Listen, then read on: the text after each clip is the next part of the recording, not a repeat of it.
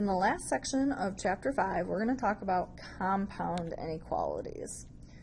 So compound just means that it has two parts, and the two parts can either be separated with the word and or separated with the word or. So think about what those words mean in everyday life, because they're going to mean the exact same thing in math. So if you're talking about some situation and you need 6 red candies and 6 blue candies, that means you need them both.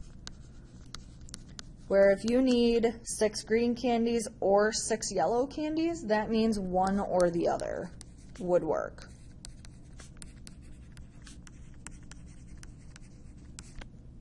So in math, we're going to start with ands, and then we're going to do or.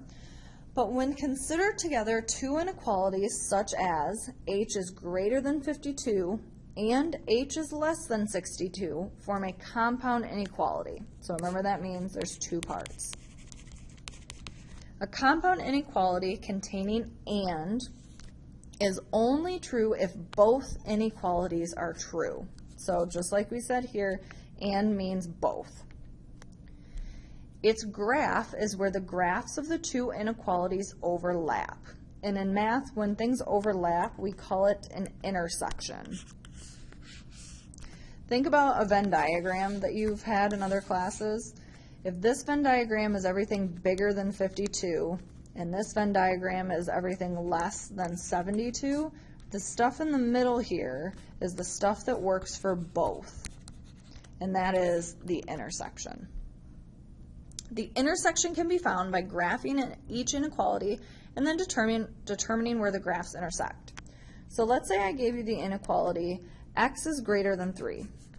When we graph that, it can equal 3, so we'll close in the circle, and then everything bigger goes that way. If we think about x is less than 7, it can't equal 7, so we're going to have an open circle, and it's everything to the left. If I say that I want my x to be greater than or equal to 3 and less than -7, it needs to start at 3, it needs to go to 7, but it can't equal 7, so we have an open circle there. And in math, remember, shortcuts are our friends, so we don't tend to write the word and. Instead, we put the x in the middle. So you guys have seen this before when we did the graphing, but now we're going to talk a little more about how to solve these. So the statement that 3 is less than or equal to x, which is less than 7, can be read as this. You can also say it that x is between 3 and 7 and includes 3. We tend to say it the first way. So when we go to solve these things, we're going to solve them exactly the same, but realize that we have two inequalities in here. So basically, we have two different inequalities to solve. We have this one right here, that -2 is less than or equal to x minus 3, and we have to solve this one, x minus 3 is less than 4. So then you do the work.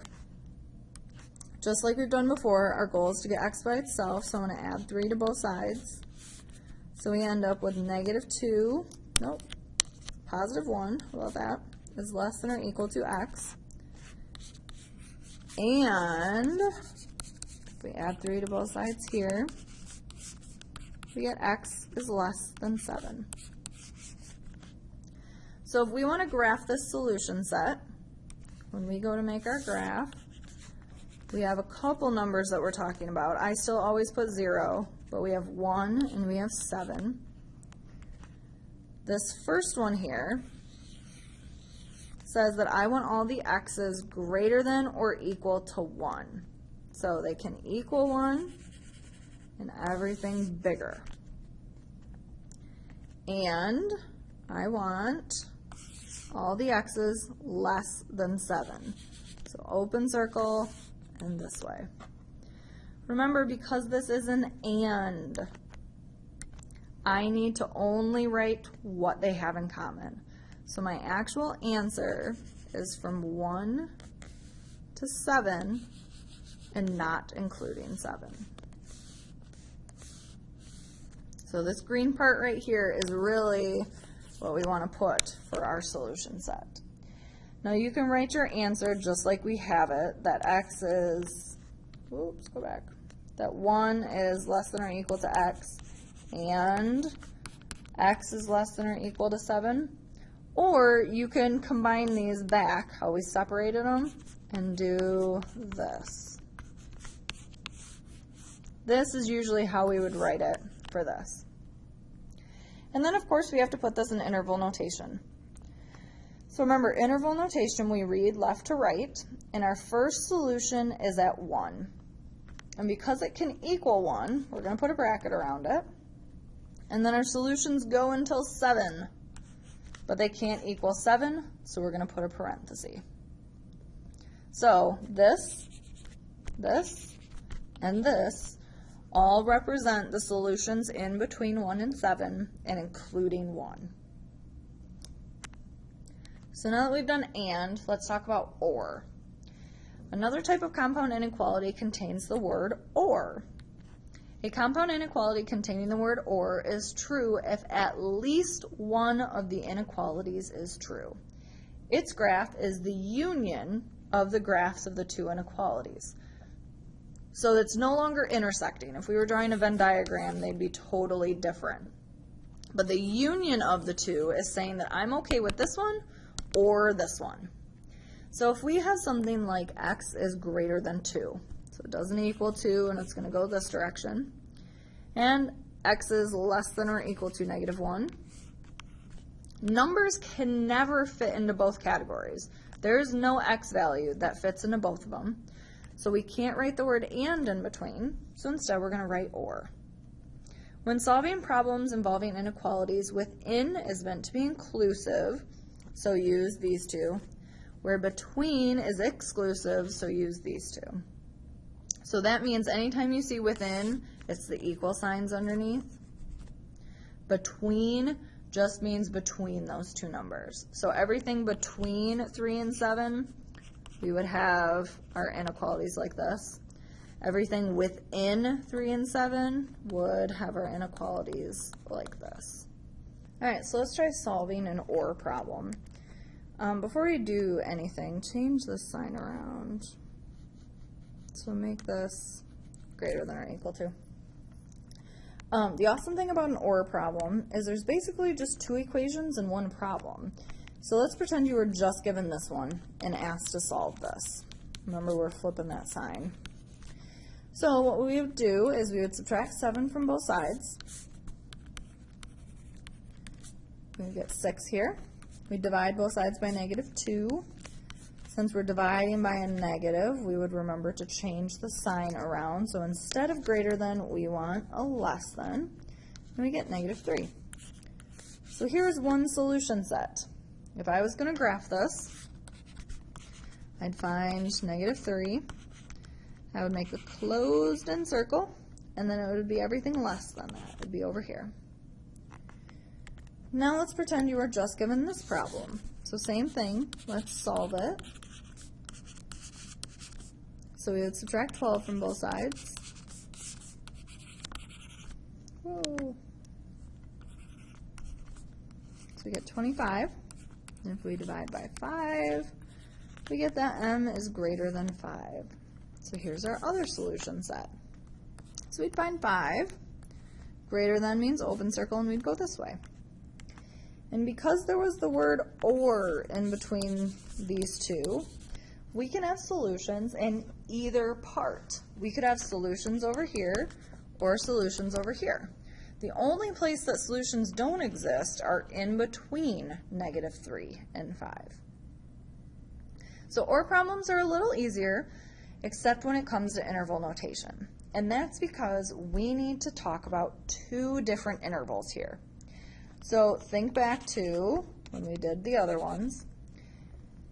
Just pretend the green problem's here. Your interval notation would start at -infinity and it would go to -3. Remember, you can't equal -infinity, so we have a parenthesis, but it is a closed-in circle here, so we can equal 3. Now just pretend the blue problem's there. you would start at 5, but not equal to 5, and you'd go to positive infinity. Now the interval notation for this has to include them both. So remember when we talked back here about the union of two things? We represent the word union with a U, but no like tail on it. It's just a U, a curvy U. So we have to put a curvy U in between these two things for interval notation to show that it could fit in either part, and we would still be happy with our answer. Where with and, you end up with just one, except you shouldn't have any infinities there because it stops and starts somewhere. So we'll do much more of these in class together where you can practice, because you definitely need practice with those parts. So let's do a story problem. The human ear can only detect sounds between the frequencies of 20 hertz and 20,000 hertz. Write and graph a compound inequality that describes the frequency of sounds humans cannot hear. I'm going to graph this first because it makes a little more sense to me. We have the number 20 and the number 20,000. Humans can only detect sounds between these two. So if I'm a human, I can hear from here to here. But it wants us to write a compound inequality that describes the frequencies that I cannot hear. So that means I cannot hear everything this way and everything this way. So my compound inequality would be all the x's less than 20 hertz, or, because they're going opposite like that, all the x's greater than 20,000 hertz. So there's our compound inequality.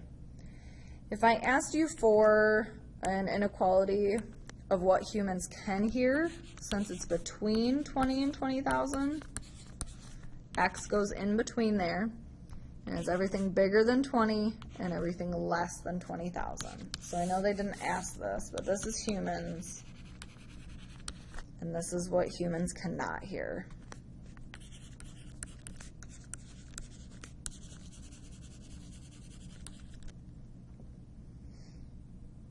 So this is the difference between and or. Or is two separate things, and you have one thing with your x in between. So you got 2 to try.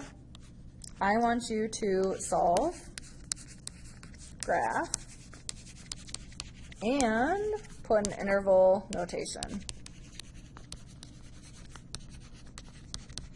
So you should have 3 ways to represent your solution for both of them. Write down any questions you have, and we can go over them in class. Enjoy your night.